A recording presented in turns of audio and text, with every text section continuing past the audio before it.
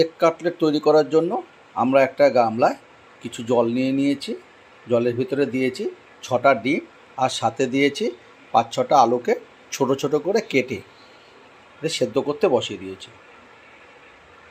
সেদ্ধ করা আলু এবং ডিমগুলো আমরা এইভাবে ছুলে নিয়েছি। আপনারাও ঠিক এভাবে ছুলে নেবেন।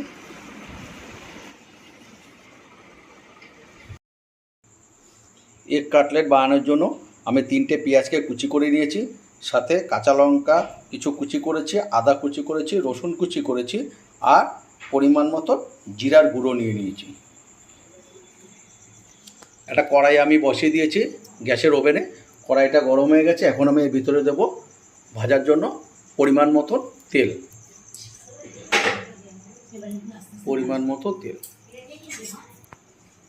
কড়াইতে তেল গরম হয়ে গেছে। আর এই তেলের ভিতরে আমরা যেগুলো আপনাদের বললাম, যেসব সবজিগুলো পেঁয়াজ আদা এগুলো হচ্ছে আমরা দিয়ে দেবো। সাথে দেবো হলুদ এবং লঙ্কা।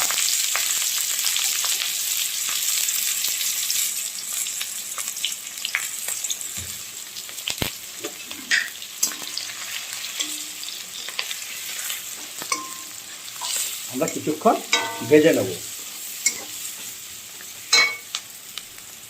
সামান্য পরিমাণে লবণ দিয়ে নেব, দিয়ে আরও কিছুক্ষণ ভালো করে এটাকে আমরা ডিম আর ওটাকে ভালো করে মেখে নেব। আমাদের মশলা কমপ্লিট। এই মশলার ভিতরে আমরা যে আলু এবং ডিমের পেস্টটা বানিয়েছিলাম ভালো করে সেই ডিমের পেস্টটা দিয়ে দেবো।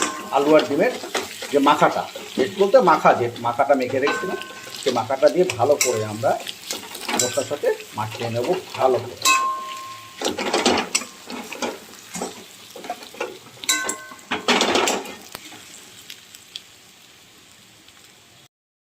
একটা বড় পাত্রে আমরা 4টে ডিম ফাটিয়ে নিয়েছি, সাথে সামান্য পরিমাণে লবণ দিয়ে ডিমটাকে ভালো করে আমরা ফেটিয়ে নেব।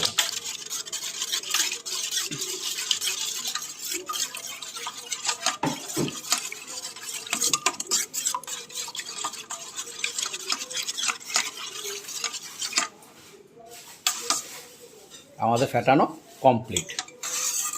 ডিম এবং যে মশলার পেস্ট আমরা বানিয়েছিলাম তার সাথে মাখানো হয়ে গেছে। ভালো করে আমরা আলুর সাথে ভালো করে আমরা মাখিয়ে নিয়েছি। এর ভিতরে আমরা দেব আমরা ম্যাগি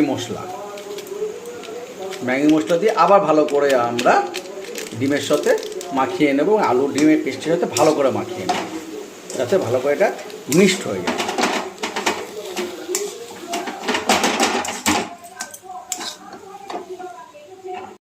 ম্যাগি মশলা মিক্সড হয়ে গেছে। এখন আমরা এটাকে নামিয়ে নেব, নামিয়ে একটা পাত্রে করে নেব। বানানোর জন্য যে উপকরণগুলো আমাদের নিতে হয়, এটা হচ্ছে পাউরুটির গুঁড়ো। আপনারা চাইলে বিস্কুটের গুঁড়ো নিতে পারেন। আর সাথে হচ্ছে ডিমের পেস্ট, যেটা আপনাদের আগে আমি দেখিয়ে নিয়েছি।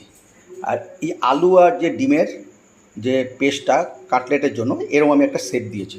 এই শেপটা আমি এটাকে দেব ডিমে, দিয়ে আমি দেব পাউরুটিতে।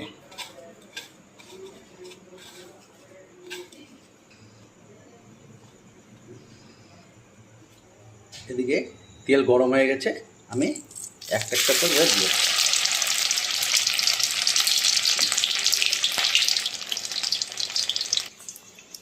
হালকা আছে আপনারা একটা একটা করে ভেজে নেবেন। হালকা আছে একটা একটা করে ভেজে নিচ্ছি।